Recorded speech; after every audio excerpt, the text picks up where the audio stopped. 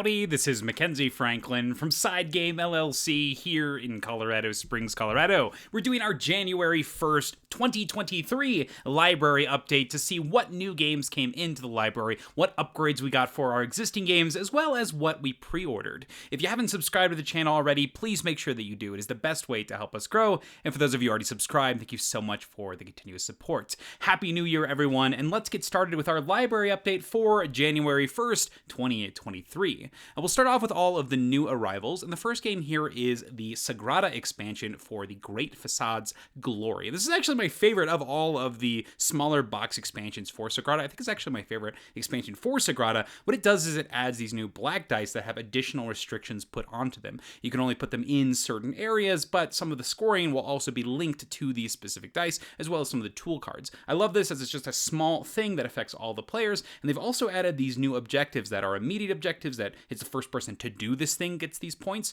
as well as these objectives that are looking at everybody at the table. So you're competing for specific things, and it's going to change your game. I love this so much because it's so easy to understand, implement, and it makes the interaction a bit more interesting. And I love the first come first serve objectives because it's going to push you into doing these plays that are going to extend yourself, as well as make it so that now you have to kind of recover after racing towards a specific objective. The last thing it adds are these pattern cards at the top here, and those are going to give you some objectives that you can add on to yourselves. And I love that in games where you can take on multiple objectives for yourself in order for some extra scoring at the end. However, if you don't complete them, you do lose those points. So it's some great choices that you get from that initial start of the game. Love this expansion. That's Sagrada Glory.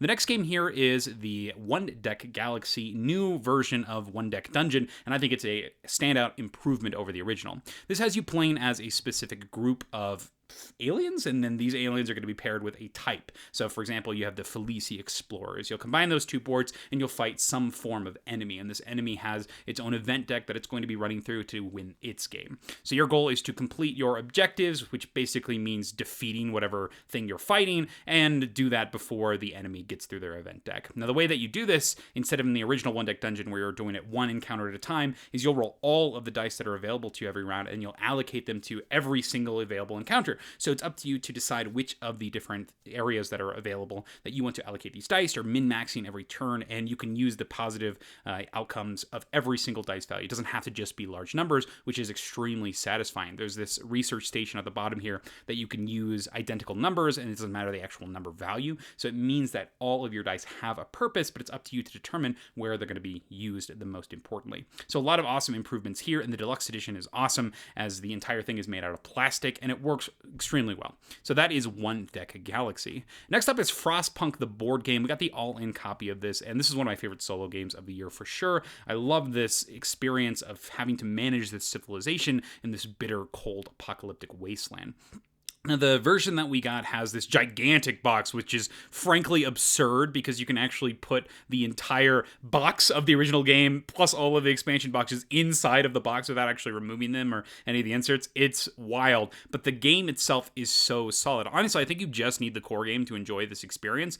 There is a small expansion that does offer more events and laws and things like that, but they also include miniatures. But I think when you're learning the game, the miniatures are actually going to be a detriment, as you're not really sure what the buildings do. As you play, you're going to understand what the buildings do, because after the first round, you'll be like, oh my gosh, I need this thing. And so then you can start using the buildings, but I do think that you just need the core game for this one. I don't think the all-in is necessarily needed. However, the game itself is a lot of fun, very punishing, but it's one where you feel like you're on top of the world at the beginning, and then things start degrading as time goes on. It's overall a satisfying experience. It is one that I strongly recommend. This is one of the best solo games that came out this year. That's Frostpunk, the board game. Next up, we have the Great Western Trail Argentina. This is a new version of Great Western Trail, and it's my preferred way to play the game now. It's bumped that original rating of Great Western Trail from an 8 to a 9, actually, as they've introduced some new mechanisms that add to the multi-purposeness of the cards, and they've changed the delivery system to where you're not only just revealing your hand to make a delivery, but you also are going to use those deliveries to further your point gain or your resources in cash. And I love this choice because selling to specific areas is now more valuable because of the timing on when they're they're going to deliver, and then once they deliver to their specific ports, when you visit in the future, you can then send those deliveries by usually spending grain, which is a new resource that's been added to the game. I love the strength mechanism, the new characters, and the way that the coins are now collected from the different farmers that are on the board. There's so many positive changes in this edition, and it just makes me more excited for the new one that's coming out. I believe that one's going to be in New Zealand, but amazing improvements to an already amazing game. That's Great Western Trail, Argentina. Next is Hansa Teutonica Big Box. I invested in this one because of Dan over at Chairman of the Board. He's actually featured a lot in this video. There's 4 games, I think, that were his recommendations, and this is an awesome experience.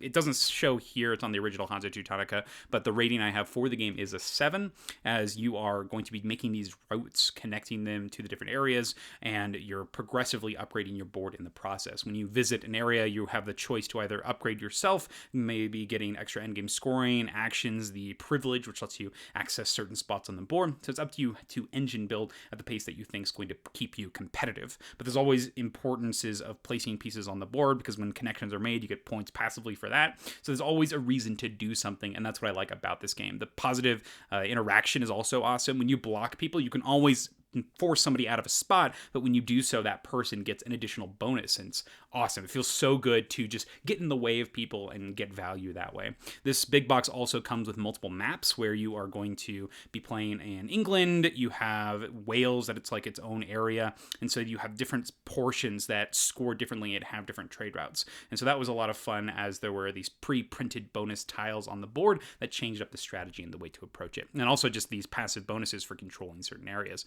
which led to having that fight and the privilege being a little bit more important to gain control of those free placements. So Hansa Teutonica Big Box, a lot of fun, and one that I think with the big box itself will have you coming back because of the variety in maps, bonus tiles, and just in general, I think the package is really well done. Hansa Teutonica Big Box. Next is Akropolis, and this had been a big hit with family game genre, as you're creating this city by stacking tiles. This game is so streamlined. On your turn, you take a tile, or you pay rocks to skip tiles to take a different tile. And that's pretty much it. You're going to take these, put them on your board, and then you stack them either outside or up. There's no restrictions, essentially. You can do whatever you want with these tiles. This gives me the Cascadia feeling of stacking tiles, but you also have the multiple levels. But the biggest difference here is the scoring is set. There's going to be no variable scoring, and I think that may be a deal breaker for some, and some people may love that.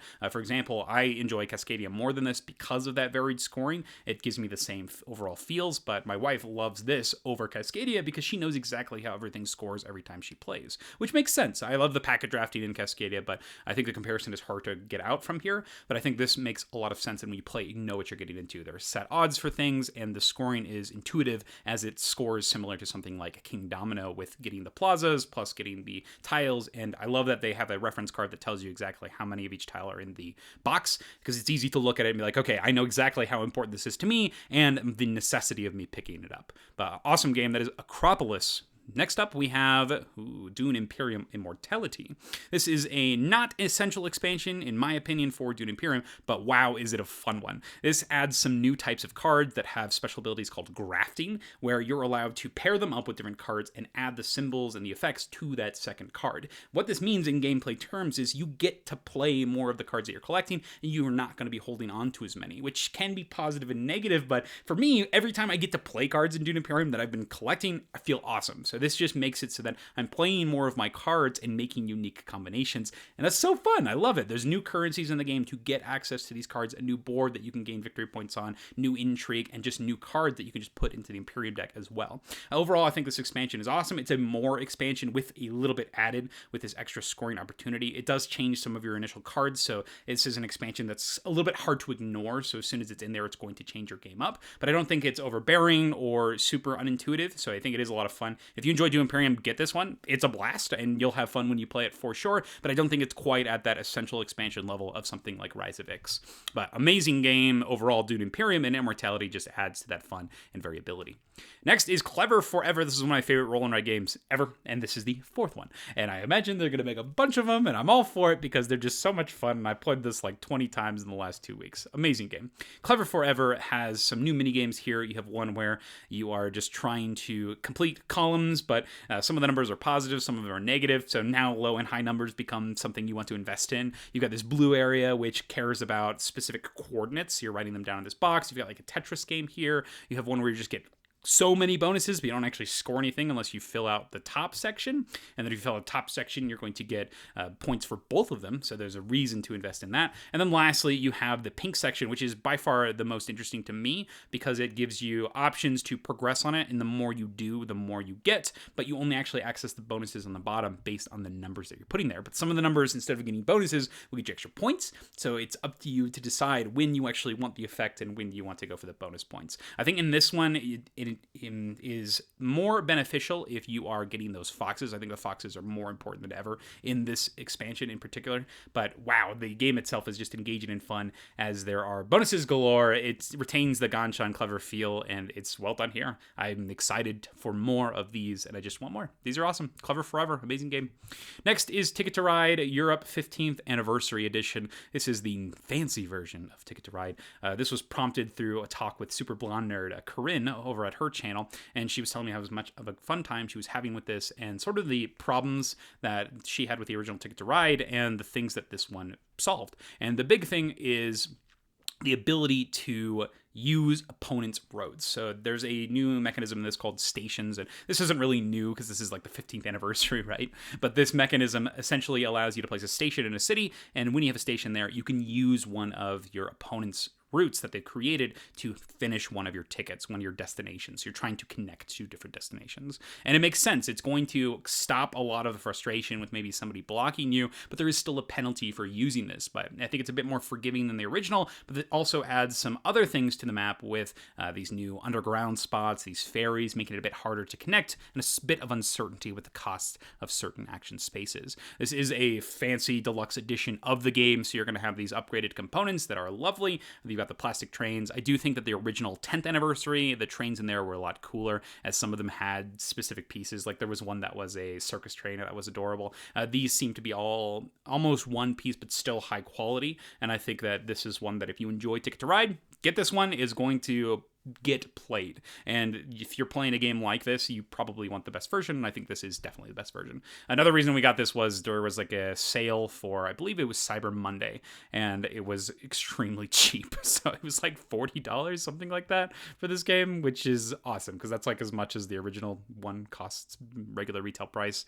It was excellent deal. So that's a Ticket to Ride Europe 15th Anniversary Edition. Next is Spicy, becoming one of my new favorite small filler games. This is a bluffing game. You reveal some cards, and you're passing them to the, actually playing them in the center, not passing to anybody, playing them in the center, and you're saying what they are. It's similar to something like a BS, where you're saying a specific number in color, and then everybody can just either play on top of you, or anybody can call you out on it, and they have to guess, though, what you're lying about. One thing, either the color or the number that you're lying. So it encourages you to lie, and with the pacing of the game overall, you're going to be throwing things out as much as possible. And when the challenges happen, that's how you score points, so it's going to encourage challenging, it encourages lying, and it encourages a quick tempo, which I think is perfect for a card game like this. And the cherry on top is they have these spice it up cards, which add little new rules to the game, and you can decide how many of these you want to play with each time, so that'll change the overall rules, and even a small tweak will make for a new experience, and it'll keep you coming back because you just want to try them all. We had a night where we played this for like 3 hours, just going through all the different spicy variants, and then after we ran through them all, played 2 at a time and just kept on going. It was so much fun, and it continues to be fun, and I was surprised. This is one that I thought that I might get tired of, but has not happened, and I've played this a bunch during the vacation. Awesome. So, excellent game that is spicy. Next is Spies, Lies, Flies, Lies, and Supplies for Critters at War. This is the Spies, Lies, and Supplies redo of the Air, Land, and Sea. So this is a copy of the game that is essentially the same thing. It's a lane battling game. You're trying to control 2 out of 3. Reminds me a lot of Marvel Snap, go figure. But this one has new resource tokens that it adds, these supplies. And when you play certain cards, they may generate supplies on these different cards, which are extra strength, but in the form of tokens, so not tied to your cards, which is kind of nice. And then you also have a lot of subterfuge as you're trying to deduce what your opponent has in their hands. You're able to use that with the spy cards. So there's a lot more guesswork in here, and I think this one is going to be bit more involved as opposed to the original Air, Land, and Sea, where the power was just frankly on placing, playing, flipping, and moving, more strength on the cards themselves. And this one is going to be a lot about the prediction aspect, movement, and where you're putting those supply tokens. But I like this version a lot, and I still think it's a copy that if you get this one, you're going to be just as happy with it with the original Airland at Sea. I think Airland at Sea is amazing. This is an awesome game, and this version is so much fun because of that artwork. Just look at that, and what an awesome pun that they were able to do, and they were able to shift it from that spies, lies, and supplies to flies, lies, and supplies. Ooh, next up is Tiletum. This is one of my favorite Euros from this year. It's a game of drafting dice, gaining resources, and then using the power of those dice to move around a map. So you've got 3 areas that you're generally going to be looking at. You have the dice drafting area, and based on where they are, it determines how much of an action you get to take. So wherever the die is, that's the action you take. And then whatever the number is, that's how many resources you get. And then the flip side of the number is how many actions you take at the location. So it's all tied right there, but surprisingly intuitive as you take the die, do the action, and gain the thing. And you'll be either moving along a map, you'll be placing out pieces onto the map, or you'll be putting pieces onto your own personal board here. You'll be filling up houses to get bonuses, getting additional endgame scoring, claiming new resources, pillars that you can actually put out onto that main game board. But one of the driving factors of this game that's going to get it keep on playing is the combo-centric nature of it, as you're taking tiles all over the place, these bonus tiles, and you're encouraged to use them because you have a limited hand size of 4. And a further thing are the goals. On the top left here, you can see there are names of cities as well as scoring criteria, and those are going to be randomized during the game. So when you play, you're going to have an idea of what sort of things you want to be working on. You can either decide to work on the one for this round and try to get as many points as possible, or you can plan for that future one, the very last round, and try to just score so many points at the final scoring, and it's up to you how to pursue these. It reminds me of something like Terra Mystica, actually, where every objective is detailed up front, but it's up to you how you pursue those objectives based on the opportunities present with the dice. Tiletum's a wonderful game, and it's one that I can see myself coming back to a lot. Next is the Great Western Trail expansion. This is 2nd edition, Rails to the North, and I thought that this was just the regular expansion, nothing changed. The regular expansion is awesome. It's my favorite way to play the original Great Western Trail. You have a board on the top that you're sliding onto it, and that's going to allow you to use your 2 value cards, so more adding to the multi-purpose nature in order to make deliveries and send these little houses around. You'll put out these, and they also determine where you can make new deliveries, so they give you new bonuses. But this edition also comes with new objective cards and a new type of cow, and this cow is really cool. This cow, if you have it in your hand when you sell, it's not the strongest cow, it's only a 2, but if you do sell with it, you get an additional $4, which is awesome. So this is going to be one that you see, you're like, ooh, I need to get this cow because it's going to pay off. I like this one way more than the original, the cemental cows. They were cows that grew as time went on. Every time you sold with them, they would get bigger, and it took a while for those to pay off, and it didn't really feel that it was worth investing in that, as you could just get the inherent value right now. But this is the opposite. They don't grow. They are generally the weaker cows, but that $4 is going to matter right now. It's going to matter at the very end of the game too. Getting money in this game is just so tight, as it's the real main only resource in the entire game. So having something that can generate that is going to be something that you're going to chase after. So I love this. Extra tiny little expansions for the 2nd edition. Let's do it. That is Great Western Trail, Rails to the North, 2nd edition. Next up was Fishing Lessons. I want to be straight up with you. I received these 2 games, next 2 games, Fishing Lessons as well as Wildtails from the publisher Button Shy Games. I talked about them in my big 2022 review. They weren't ones that I was super impressed with, but I'm not going to be doing a full review for them or anything like that. But Fishing Lessons is a solo game where you have a character that's going to be moving along a boat, and you're flipping cards, and your goal is to flip a certain amount of cards based on the character that you decide to take on. So this character has some relationship to the father in this family, and so maybe you're his daughter, his wife, and based on the character, you'll have a certain number of cards you want to have flipped up by the end of the game. So you're traveling around this river, and the river has cards that are face down, and you'll be playing these action cards in order to flip them up. So if you're playing the standard mode, you win at the end of the round if you've satisfied that condition, or if you're playing the longer game, you are winning at the very end if you are at the very last turn, you've satisfied that condition. So it's a puzzle of sequencing, playing cards in the appropriate order to try to flip things. It has a little bit of memory aspect to it, but overall, I think that the game is fine. It's one that is fun to play for a little bit. It makes sense as you play it, but it's not one that I find super gripping or one that I'm going to come back to. But there's by no means anything that's super negative about this game, but not one that I found overall compelling. The next one is Wildtails: A Pirate Legacy. This is a small legacy game that's played with that pocket, with thrifty, button-shy format of 18 cards, where you are taking these pirates on an adventure. They have an app that tells the story. I'm going to do no spoilers here, so these cards are just from the first scenario.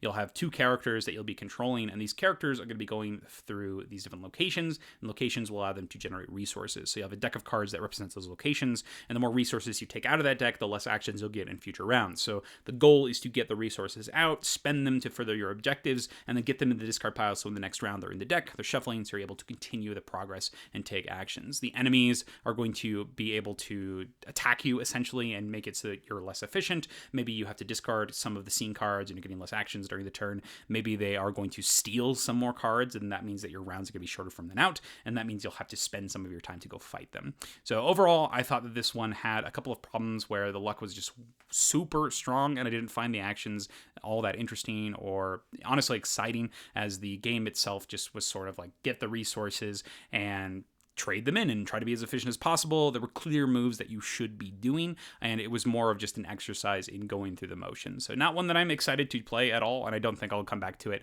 That is Wildtails, A Pirate Legacy. Next, we have the new expansion, kind of mini expansion. They had a Black Friday sale at Kingdom Death at the Kingdom Death Monsters store, which is awesome. This is the time to buy Kingdom Death Monsters stuff because everything is 50% off, and that's doesn't matter what the product is, it's 50% off, and they also bring back a lot of things for the sale, which is amazing. So this white Sunlion armor here has, the Screaming Sun armor, has some new armor, which is awesome. That's a new armor set that you can create, new masks that you can create for your characters, and then new weapons. So awesome characters with new equipments and items that you can find, and even a new terrain card. This one kind of has it all, which is neat because you can get an immediate impact of all of this promo content. So that's the Screaming Sun armor. That is the People of the Sun, the white Sunlion armor. This one is the Screaming Sun armor. And this one does something similar. It adds a new mask, a new type of Oni armor. Pretty much the same thing I said about the last one. It was cheaper that day, so why would I not grab it, as it's super cool. Just having more armor sets just means that you're adding to the variability overall, your targets that you're going to with the things that you're crafting.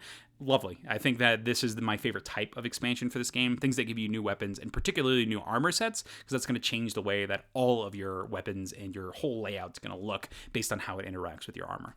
Next is the Heat Pedal to the Metal racing game. This is the newest Days of Wonder game that comes with a huge package of just modules and expansions, but at its heart, it's a racing game where you are in the driver's seat.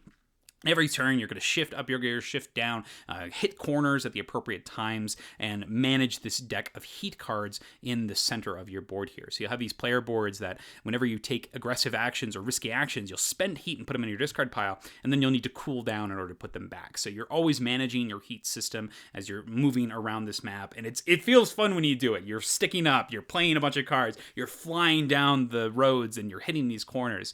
That being said, I do feel that the experience is so much fun when you're playing, but it is very similar from game to game. Despite all of the different modules, the different maps, the upgrade cards, it does feel sort of the same each time you play, which is why it's not going to get a higher rating than a 7 from me, which is wild because there is a lot of variance in the game itself. That being said, I think that the best part of the game is the extra cards. It's like a garage expansion where you can add 3 special gear cards to your deck that make you unique. And I love this so much, and I wish that there was more stuff like this where you're able to customize your car and your different abilities and powers at the very beginning. And I think that would make it one that I'd be more and more excited to come back to. There are a lot of things that change the map, but it only does some slight changes, and it makes it so that yes, you're changing things slightly, but I don't think it's enough of a change to really make the whole experience different. But I think that those garage shop cards are a lot of fun. I wish there were more icons on them because most of them are just different combinations of the same icons. But overall, I do think this experience is a lot of fun. If you play it, you're going to have a good time. But I think it's going to be one that is a little bit repetitive feeling as you play. But that is Heat Pedal to the Metal. Next up is Challengers, and this is one of my favorite games for families as well. And this is a unique tournament experience where you have a deck of cards, and each round you play war with that deck of cards. Basically, you'll flip it onto this battle mat that's between you and another player, and you're having a head-to-head battle. You'll play war, and based on the cards that you reveal, you'll get special abilities, you'll capture the flag, and whoever's the last person standing is going to gain the trophy for that round, which are fans. Whoever has the most fans at the end of the game, those 2 players will fight against each other for one epic battle. The game has two different win conditions during the battle. Either you deplete your opponent's deck, or you make it so that their characters cannot fit on their bench. So it benefits you to search for cards with multiple names. And that's my favorite part about this game is you have a customization phase in between rounds where you get to draw up to 10 cards. And with those cards, you're able to customize your deck. So you'll add new cards each round, and you can either go into higher tiers early for less cards, or you can go stay in lower tiers to try to get more duplicates. You're trying to build combos with the different cards that you find. The sets are interchangeable. Right now, there's only one that you can actually swap in and out, but I do think that this game is just ripe for expansions, as you're going to have lots of different combinations. This is one that's just a lot of fun to play. It gives me that same feeling of something like Quacks of Quedlinburg, where you are constantly getting new abilities for your deck, and you're seeing how they play out. You don't necessarily have the say in when they come out, what times they do, but you are setting yourself up based on that deck construction portion, and that's where the game is. So figuring out how you're going to set up your deck and see how it plays out. It's a lot of fun, and it's one that a lot of people can understand,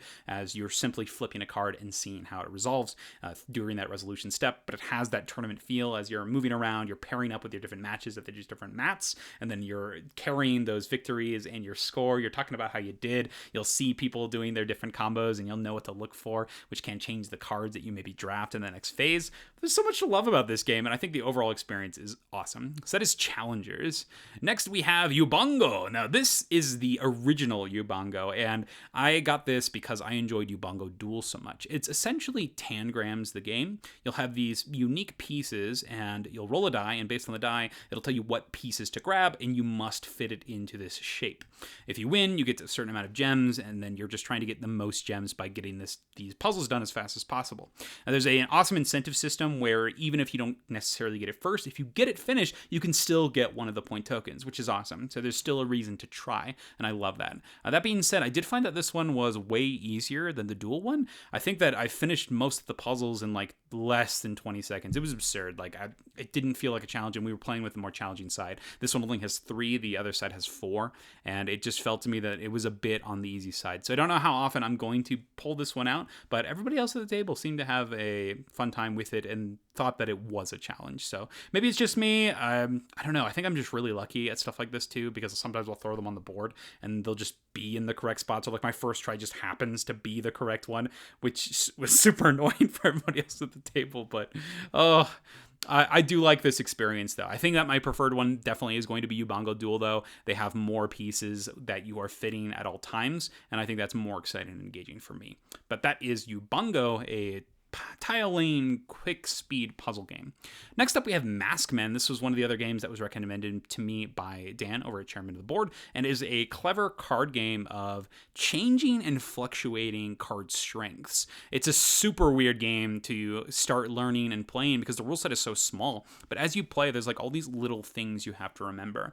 You have to like establish a fighter with only a single card, or if they're not established, one higher than something that's already there. Once that happens, then the strength are set. You'll use these little mask markers to track them, and then future cards you'll reference back to the masks that were played to interpret the strength of your card. So in each round of this game, you're going to change completely the strength and value and power of every single card, and I love that. It was such a cool concept to run through this with 3 new people, and none of us knew how exactly it was going to play out, but as we played and we understood, we felt the purpose of each of the card plays. It was such a gratifying experience, and once we finished, I just wanted to play again, and we did, and it was awesome. And that time was way more intense, as you knew the implications of your choices in I guess when thinking about the actual rules of the game. So you understood why these things were happening and why you were going to do them. Oh, what a cool game. I like this one a lot. It's going to be one that I asked to play. I think it's going to be one of those small ones that I bring with me. I think I like this more than Scout personally. I love this strange way of scoring and how each of the rounds is going to play out different because of just the way that the players are able to set it. So it's all player driven, which I love. So that is Maskmen. Next up, we have Splitter. This is also from Dan, and this one here has a roll and write game where you're rolling a set of dice and you're putting those dice onto a board. And so every time you roll 2 dice, and you'll decide which space you want to put one of them, and then you must symmetrically place the die on the other side. For example, if I write this 1 here, I rolled a pair of 1s, then the other one would go over here on the right side. So they're on the exact opposite side of this dividing line in the center. The game itself, is fun to play, but you can definitely see the arc of the game every single time you play as you are setting yourself up for the scoring patterns. The way you score is a group of 1 will score 1 point, a group of 6 scores 6 points, and if you ever get more or less than that in the same adjacency, you'll lose those scoring. So you're trying your best to essentially set yourself up for specific die rolls. Everybody's using the same dice pool though, so sometimes players can fall in the same lines of placing numbers in the same places, and so that becomes a little less exciting for me. But there are points of huge choice, particularly with these stars, that are going to double the points that are there, and you'll know as soon as it happens, because you'll eventually get to a point where you'll get a die roll that you have to place somewhere, and it'll cause some of your scoring to not work. And so from that moment on, you can just understand like, oh, I'm going to lose this game. And I think that does flatten the experience a little bit, because you're like, oh, I knew that I was doing good, and because of this dice roll, I know I can't win now because I just can't complete the thing. That's definitely something that you can do, and it's totally your fault because you decided to score with that. But I wish that there was some way that you could do some form of mitigation outside of that. But that splitter, I think it is a fun experience overall, but I don't know how gripping it's going to be to bring me back again and again. Next is the new scenario for Vagrantsong. This is the Seance scenario. No spoilers here, but this is sort of like a how do I describe it? Like almost like an escape room. It's a puzzle where you're thinking about the entire experience of Vagrantsong as you play it, and the way that you progress through it is actually performing seances during the game. So there's this track on the bottom here that has you track how many seances that you've actually done, and then based on the number that you've done, you'll be able to engage with this additional bonus scenario book. Now, seances were a way to get like a little bit of a bonus on the next enemy that you were fighting, and it wasn't something that I did a lot in the original Vagrantsong because I didn't feel like I needed that additional bonus. I was generally spending my experience that I get every round on new abilities and items and powers, because that's the thing that I enjoy so much in the game. But I think that with this seance scenario now, you're going to be pushed to do more seances because you want to progress through this seance book and unlock these new content. So I love this, that it's exploring an aspect that I think was a bit neglected in the original, and now you have a reason to actually explore it. So lovely. That's Vagrantsong, the seance scenario.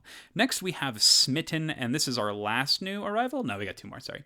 So this is Smitten. Smitten has you playing a small cooperative game or solo game where you're trying to create a picture, and this picture is made up of these 9 cards. On your turn, you're going to be adding 1 card to one of 2 portraits, and then that card is going to have text that's going to have the other person play a card in a specific area.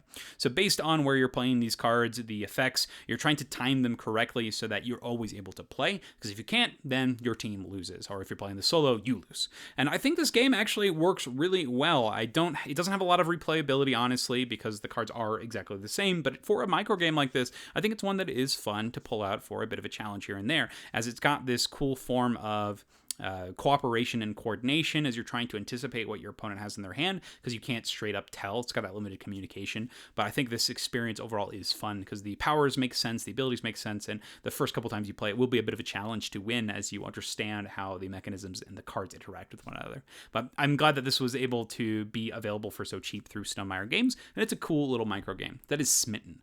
Next, we have the Houdini versus Genie expansion for Unmatched. I played both of these this morning, and oh my gosh, these characters are crazy. So the Genie has this setup potential for these incredible turns, as his ability says you can discard a card at the start of your turn and get an extra action. So essentially, you want to fill up your hand with Genie, play these wish cards that can change the values of your cards, give you extra cards, make opponents discard cards. It's crazy. And so you can set yourself up for turns where you're taking like 5 actions, 6 actions, and just doing actions at an incredible rate. And when I played this, I was playing against the Raptors, actually, and it was hilarious because I was able to essentially kill 2 Raptors in a single turn. So I was able to deal like 14 damage, and the last one had like 2 health. So I had this incredible, amazing turn, but then I had used all of my cards, and I just got picked off by the last Raptor, which was really sad.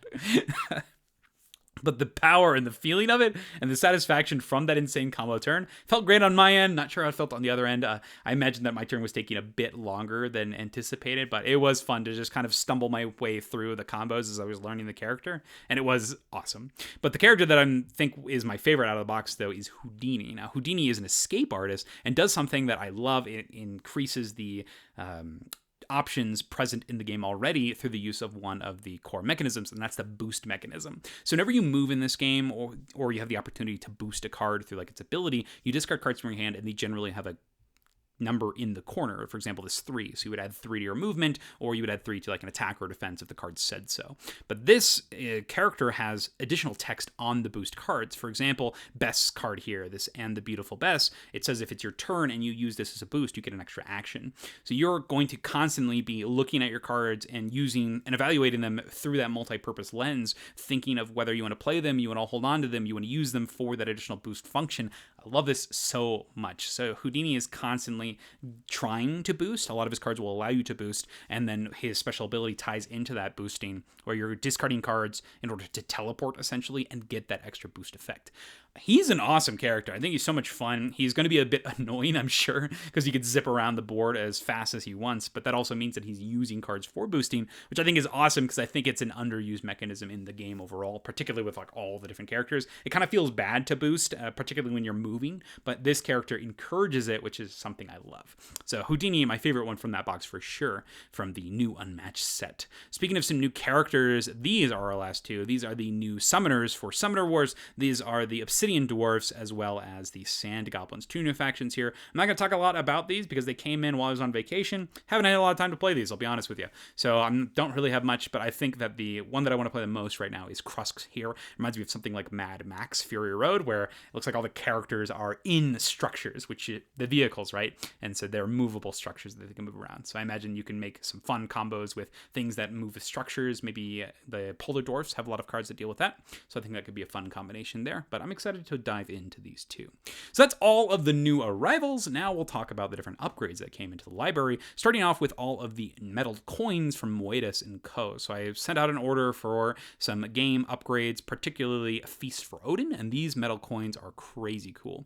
So they are a little bit darker than they look here, so I'll be straight up with you there. So they're a little bit on the darker side. I was hoping that they were a bit more shiny, but they work. They are quality, they have that same art, and they do fit as those polyomino pieces. So that is something to be aware of. If you want something awesome to replace those pieces, these work perfectly. They are a bit on the expensive side because you do have to essentially ask them to print them. So you have to get a quote, and they'll tell you exactly how much they want for these different pieces. The next set we got was this 5 tribe set, and this one's just 1s and 5s tokens, and this is so quality, particularly because you're getting them so often. It feels great to play with. And we also got the Whims of Sultan, which is just more of the 5s, because you're going to have more of those players if you are playing with that 5th player. And then lastly, a set of Great Western Trail coins, because I'm digging Argentina so much, and so those are now in that copy of the game. I love that they retain that original artwork from the games, and that's my favorite part about these coins in general. Every single coin set that's here is the art and the exact style from the original game, and I think it's worth checking out. If you're looking for a super quality upgrade, I mean, look at that Lost Ruins of Arnak set, getting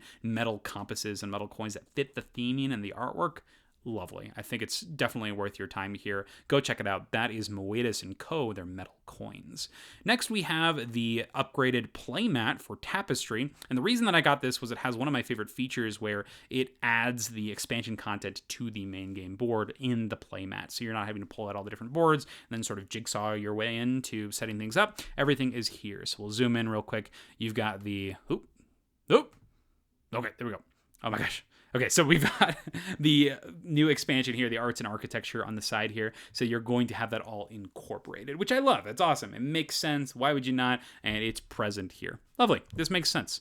Next up, we have all of the promos, and these are all from Board Game Geek. We've got the new Living Forest promos. These are new cards that get shuffled into the deck. I love this because they offer crazy new abilities, but they encourage you to actually dive into the Sun resource. And the Sun resource I thought was a little bit underpowered as it's buying new cards, but these new cards are crazy powerful, with one essentially forcing all your opponents to only take a single action, and then the other giving you 5 of that victory condition flower. So I think this is awesome. It benefits somebody who is going for that buy card strategy and benefiting you for investing in the tools to purchase these cards. Next, we have the Isle of Cats. This is just another promo tile. Adorable. I think these, great. More tiles. Why would you not? Just increase variability. Next is the MicroMacro Crime City. It's another bank robbery. Excellent. No spoilers here, but this is just another case for the game. 8 new cards. Awesome. This is going to give you more replayability out of MicroMacro Full House Crime City. Next is the new bonus tiles for Hansa Teutonica, big box. These are extra bonus markers for the game. They just give you more abilities that are going to get populated on the board as you play. Super cool. More variability to a game that already has some awesome variability. So that's all of the upgrades that we got for the library. And lastly, we have our pre-orders. And this first one, I am very proud to say, is for Unconscious Minds. And I'm going to be straight up with all of you. I reached out to Fantasia Games. They featured our Endless Winter organizing video on their emails, and it was awesome. They really enjoyed it. And so I talked to Fantasia Games about making a upcoming organizing video for Unconscious Mind when it delivers, and they agreed to it. They said, hey, yes, we'll send you copies of Unconscious Minds so that you can make organizing videos through this. So it is going to be a partnership through them, which I think is awesome. And that's so cool for SideGame LLC to get that company recognition and to be honestly a service that people can use for this organizing video setup. It worked really well for Endless Winter as people were able to get their games, immediately get it organized, and it helped out all of the backers, which I loved, and also giving tips and tricks and links to sleeves and things that actually worked in the insert, and I'll be able to do the same thing with Unconscious Mind. I was interested in this game for sure, and the fact that now that we get it as part of that coverage for the channel and we can help support the channel with it, I think that's awesome. So this just means that we have one less thing that we're paying out of pocket, so we do get this from the publisher to produce that video for them, and then we'll be able to link all of their links directly to that video, so that way you can go get the copies, the specific organization tools, upgrades for Unconscious Mind. So excited for this for SideGame LLC as a whole, and I'm excited to play this game as well, because now that I've been able to look at it and see what's going on, it reminds me of something like Go Figure, Clever Forever, or Ganshan Clever, where you have this combo-centric nature of these overlapping rondels. So I'm quite excited for this, as I'm not sure exactly what we're going to get yet. I believe we're going to get like the all-in edition so that we can show it all organized. But the game itself looks so cool, as you are able to get a heavy Euro game with a combo-centric nature mechanism straightforward. So engine building, contract fulfillment, and then overlapping actions. Oh, looks great. The art is wonderful, and I'm curious to see how it plays. So that is Unconscious Minds. Next up are the comics, and I think these are the last things. Yep, the comics for Cthulhu Death May Die, as well as Zombicide. So CMON Comics is putting out Volume 2, and I was super impressed with their comics from the original one. They had some for Rising Sun, which added these special promo cards that were only available in like a comic book before, and these were giving you ways to get spies or extra bonuses. But this one here had new, not just promos like investigators, but full-on scenarios. So let's look at the Death May Die one here. The Death May Die one has 2 brand new lost scenarios as well as 6 investigators. How cool is that? You also have enemies in here that are specific to the lost episodes. Oh, that's so awesome. So I'm ecstatic. Like, more content for Death May Die. It's one of our most played games, period. And the fact that we now have more scenarios to go on, let's do it. This in tandem with, oh shoot, what's the name of that card? What's the name of it? The Season 3. Fear of the Unknown? Fear of the Unknown. The Fear of the Unknown Kickstarter. We're just getting more Death May Die content, which is lovely. This is, as mentioned, this is one of the most played games we have in our library. And then the other one we're getting is for, I believe it's Zombicide. Yep, Zombicide here, Dead in the Water. And this is going to do the same thing with new promos, new scenarios, as well as these new characters here. So you're going to have a brand new Zombicide characters hero. I'm curious to see what sort of abilities and effects that they'll have. These are just more fun characters to go through. So Zombicide is one of those games where you can play with all those characters because you're playing with 6 characters at a time, essentially. So there's nothing stopping you from mixing and matching and trying out all the new stuff. So these are 2 promos that I'm confident are going to get used right away, and I think it's a no-brainer to get these. They're amazing, the fact that they have this additional content. It's almost like its own mini expansion, and the book is essentially the extra pre-order bonus, which is crazy.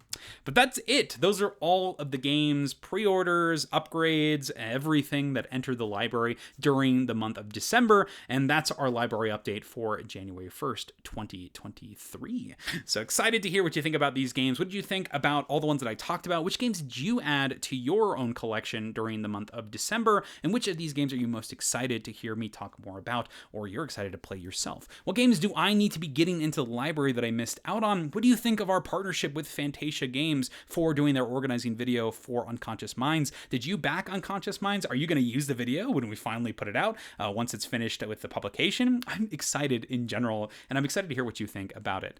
Thank you so much for watching, though. SideGame Strong